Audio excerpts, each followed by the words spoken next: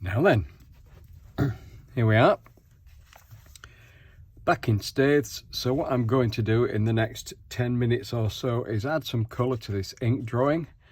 There's the reference photograph, although what I'm going to do is follow my usual more impressionistic style rather than try and replicate these colours in the landscape accurately, because you know, if that's what you want to do, that's absolutely fine, but you may as well just take that and stick that in a frame. I want to try and match the looseness of the line with the freeness of the colour. So I'm going to use this tiny palette, Daniel Smith colours, and I think for me the first colour that's going to go on most definitely are these iconic terracotta roofs. That's the most important thing in Staithes. Well, sorry, in Staithes. In this drawing, and although they're all, well, the majority of the cottages, especially on this side of the beck in the main village, the majority have got terracotta roofs. As people have to replace the roofs because things wear out. I was told the last time I was there at the last festival, the Staithes Art Festival, and I'll talk a bit more about that as we crack on. The last time I was there, somebody told me that they weren't allowed to use the same terracotta tiles, and they had to use blue tiles to repair or replace any roofs, which seems to me a bit nonsensical. Anyway, enough of that. What I'm trying to do here is to, I don't know if you can see or tell, I'm trying to vary the colours. They're all basically the same colour.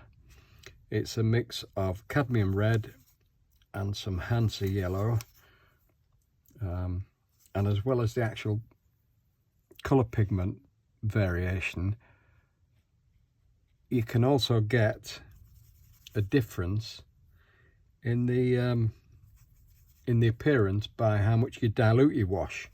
So you can get a much, let's see what we've come at. You see that's nice and pale. Although it's not accurate, the picture is more red, so let's pop a bit of red on there. Just run that across and hope that's going to blend in. I do wish I'd got this a bit more in scale when I drew it, because I love the way on the reference photograph, the end you just see a glimpse of the sea over there, and that finishes the composition off. But I'll do that next time. Right, so arguably I'm looking at that, I'm thinking, well, don't know where that's come from. Oh well, a bit of random orange there. We can soon utilize that. Arguably you could leave that with some, just a bit of sandstone colour, for which I'm going to use some yellow ochre, which is there. Not very rich mixes, so let's put some yellow ochre on here, because there's some, move all this excess moisture off. And while this is wet, let's just drop some bits of another colour in, some quinacridone, just to try and suggest some of the brickwork, sorry, stonework. I think this cottage, let's get the right one. Yeah, this cottage has got sandstone, as has this one, and I just looked and realised I've missed out some windows there, but I can go back in, that's not a big issue. go back in with a pen, and the front of this cottage has some sandstone on. Again, touch of something just to vary it. The filament on this etcher brush is, look, I don't know if you can see, it's kind of split, but do you know what? That's giving me some lovely double lines. So we'll just see how this turns out. Yeah, and this cottage here, this building, this big one, I know for a fact that's the lifeboat station. I'm not sure what this one is. But there we go, you see there's some, and I've just spotted, let's put that door there is red. Too much water on there, so to go back in. It's incredible how you can, while watercolour's still wet and fresh, you can manipulate it.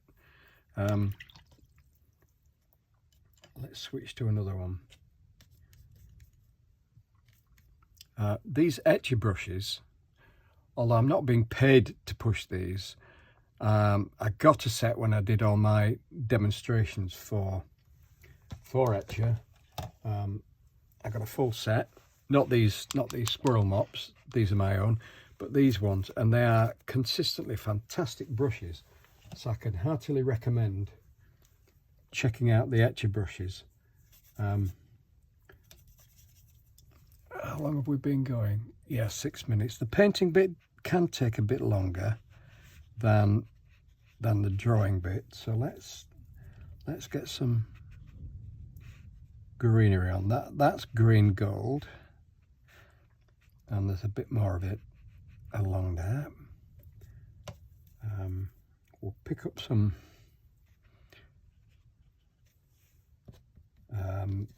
undersea green now and drop that in just to give it some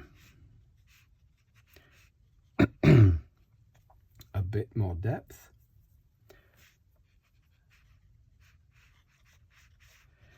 Yeah, I mentioned in passing the Staithes Art Festival. The last one was in 2019. Fantastic week, and obviously it fell victim to COVID for the last 2 years. So when they announced that 2022 would see the return of the festival, that was it. I got all my ducks lined up. I managed to secure a venue, got some accommodation, started making plans for new work, and then the devastating announcement came through that the festival committee had decided that they could no longer run the festival for various reasons. But you can go to the website and there's a very detailed explanation as to why. But when you think of it, let's get some colour on there. This is a bit more gold. Quinacridone golds, put some colours in here. I don't want to get too detailed in this area. It's just kind of grounding this. But the main one, just to kind of see what's driven the decision.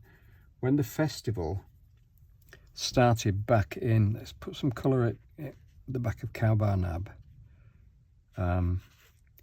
Pale colour, very pale wash to kind of keep it in the background there. Yeah, as I say, when the festival started back in 2012, 2011, and forgive me if I'm misquoting, but then Staithes had a lot of holiday cottages or summer cottages that kind of emptied at the end of the school summer holidays. So the festival was created, and for those of you who don't know, it's artists kind of convert the cottages into pop-up galleries. I'm just putting some Payne's grey on there, and people enjoyed a bit more income from their holiday cottage, and there were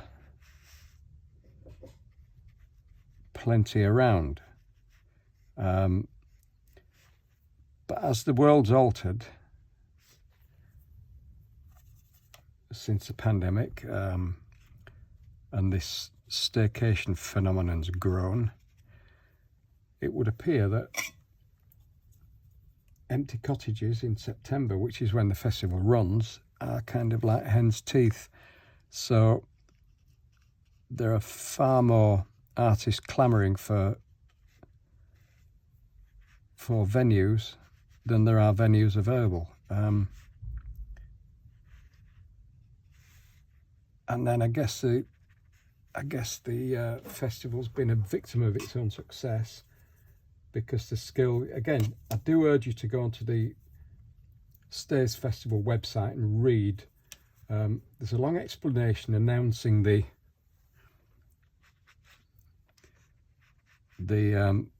decision to cancel, but then right at the bottom there's a clickable link that says click here for a detailed explanation, and this will give you in much more detail than I can do here exactly why they've taken the heartbreaking decision to cancel the festival for the foreseeable future. It's sorry, I'm just putting some greenery up here.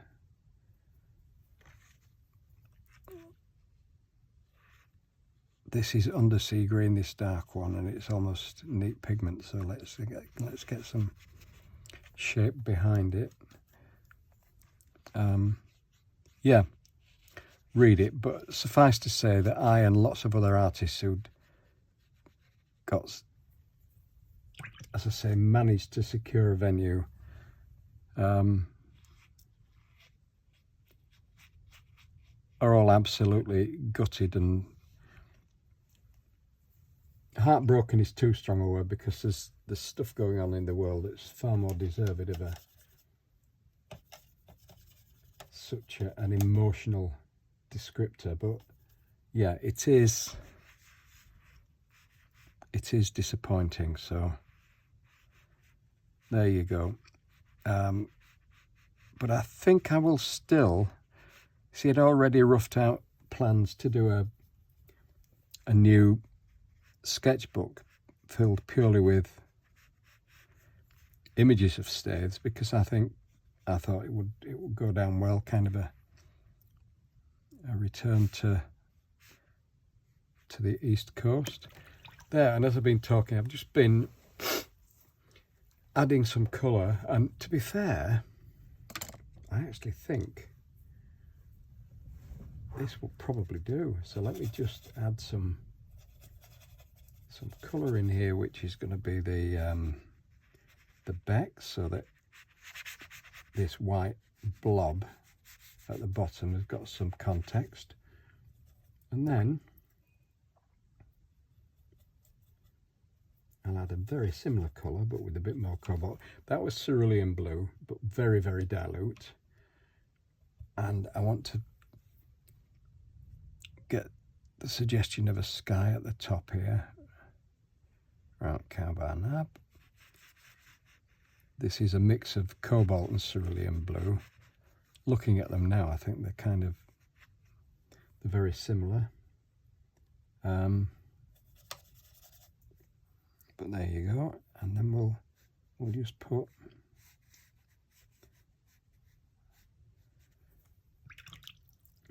and then I think the last stage, and where are we now? Oh, it's been 40 minutes. It's been a bit longer than I thought. Let's have get some shadow on these.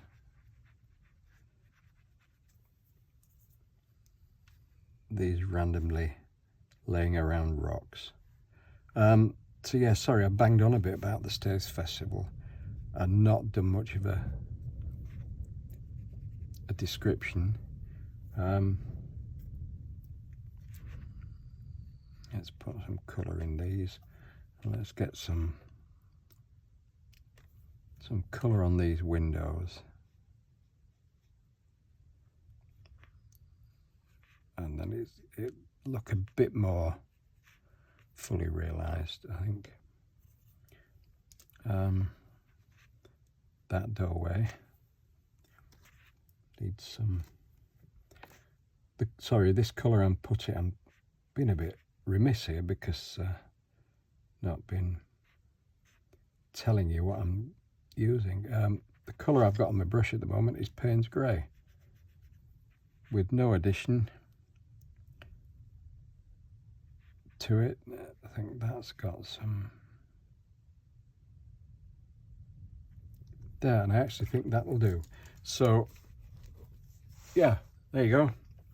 Looks nothing like this. I think I might add some pen to it. Can't do it now because a lot of the wash is still, you see, I might go in and do things like this. In other words, I might go in and fiddle.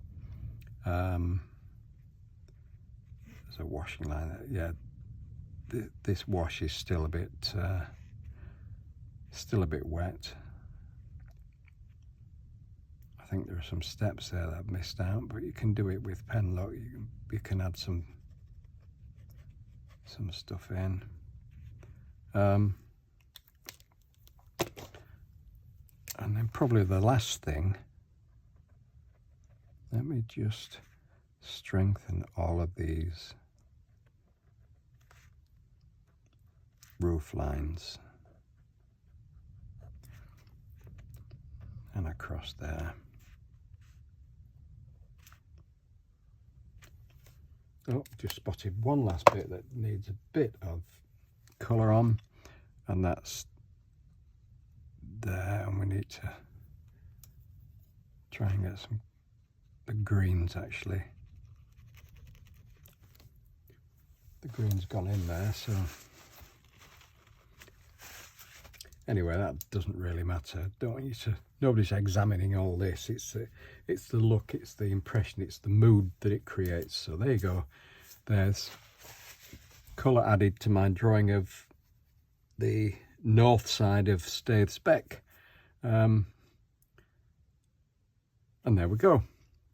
That's it for now. Again, as ever, thanks for continuing to look, watch, comment, like, whatever you do. Fantastic. Really does. Really does cheer me up and keep me going on.